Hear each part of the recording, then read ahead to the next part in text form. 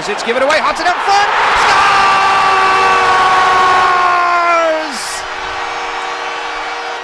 Off another turnover. This time it's Cole Caulfield off the feed from Hudson, and Montreal regained the lead. 3-2. That's a familiar sound if you've watched the Montreal Canadiens play this season.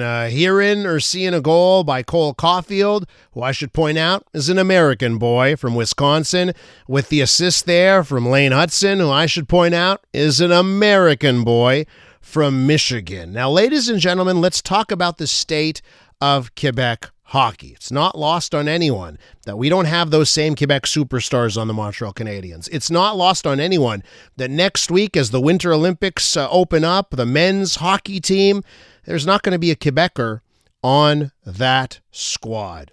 Now, Enrico Ciccone, he's the Liberal M&A for Marquette, of course, a former NHLer. He's been vocal this week once again on the state of Quebec hockey. He joins us on the line. Mr. Ciccone, it's great to have you back on the show. Mr. Marcus, thank you for having me. Talking about a subject that really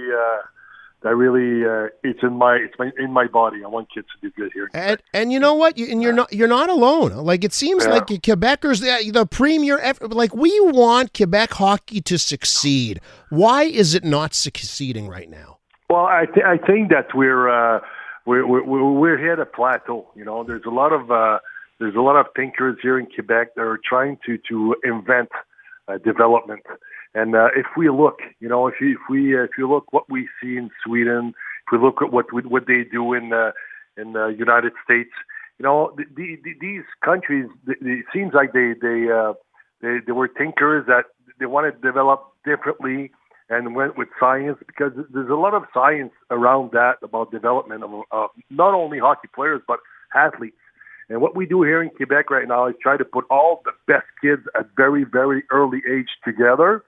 And they want to bring them up with the AAA system, and after that, we see that it's not working after so many years. And studies show that usually all the good players that you look when they're very, very young, the good players at that age, well, they're not the good ones at the end. And we missed a lot about other players that quit because they didn't get chosen or they just don't care anymore. So, you know? And I think a lot of people were looking at other places saying, well, what are they doing right? Why are they seeing success? Why are we not? Some people have been advocating, and they're looking at, the rules we have, the anti-fighting rules that we've got in Quebec. We've been at the forefront of that. And some people are saying, hey, maybe we need to ease up like they do in some other places. What do you say? No, I think it's, you cannot go forward, you know, with all the studies and what we know it does on our brain, you know, with the hits and everything. And we already know that hockey is a very fast game, surrounded with walls, and it's very, very violent because there's a lot of body checking, and that's okay. That's the nature of the sport. But why do we have to keep including the face punching? You know, I know in the NHL they still do it, but here we have to be very, very careful because we deal with minors. You know, they're 15, 16, 17 years old, and we have to be very careful about that. And the ones that say that we need fighting so our players can be more drafted in the NHL, can make it, well, it's false. Because if you look at all the NCAA in the United States, if you look at prep schools in the United States, if you look at all the Europeans, look at the draft. They're getting drafted before our kids here in Quebec, and they don't fight. You know, they don't fight. And you don't need to show character to show that you're a real man because you drop your gloves. We know what it does on the brain in long term, and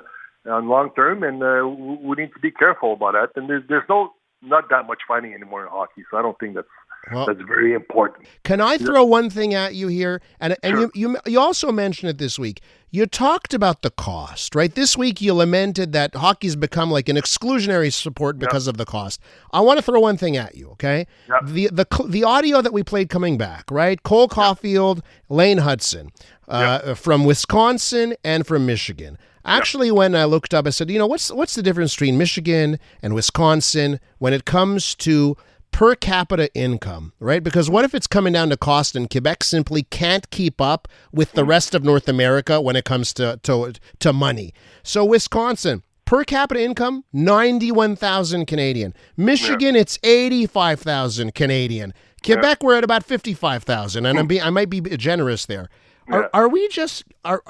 Are Are we falling behind because we can't keep up with the money that other places like the U.S. has for families to develop their youngsters?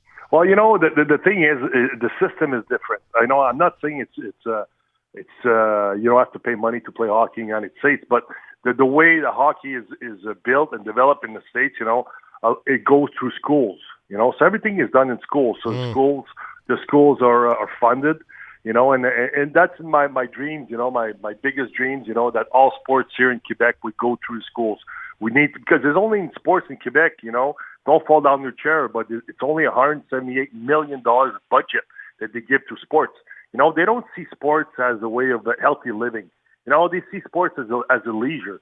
And we need to stop thinking like that here in Quebec because, more you do activities, more you move, more you do sports, well, you'll be, and that, it's not the MNA of Marquette are saying it.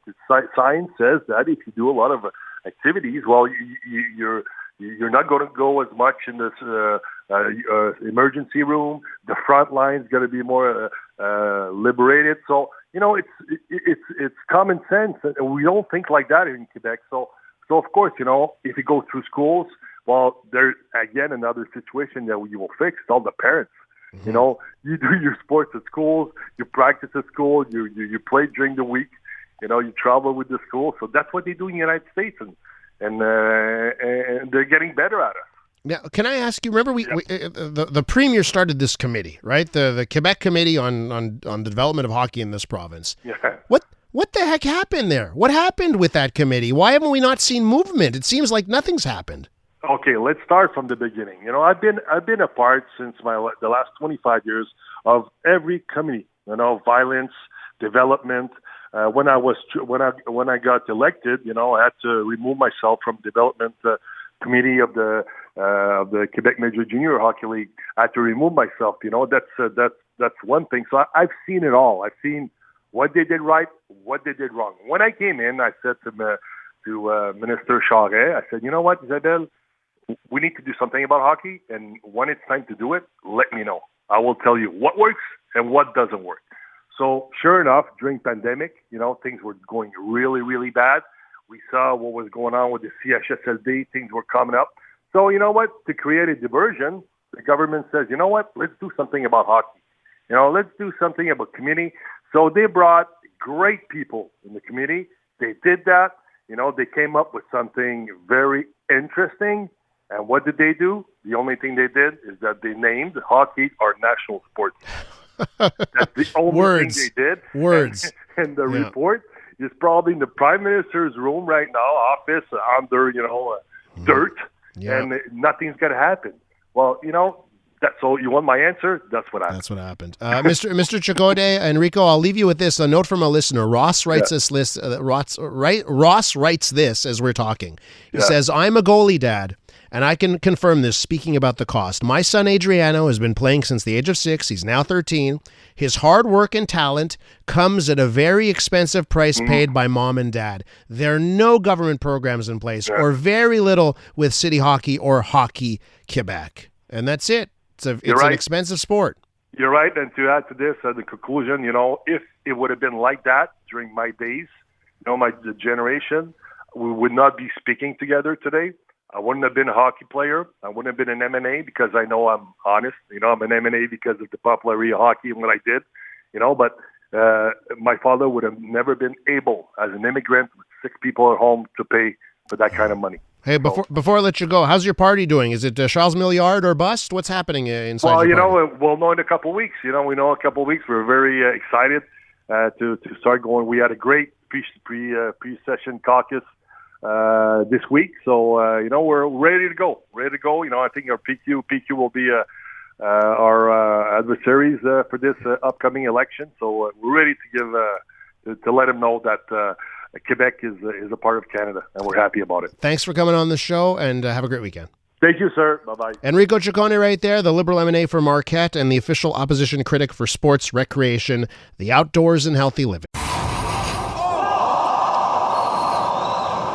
I'm Dylan Playfair. And I'm Tyler Smith. We're putting loneliness in the penalty box by talking to some of our favorite athletes about the importance of friendship. This is bromance. Bromance is brought to you by Charm Diamond Centers, proudly Canadian owned and operated. Charm has been part of your love stories and bromances for over 50 years. And you can find Bromance on the iHeartRadio network or wherever you get your podcasts.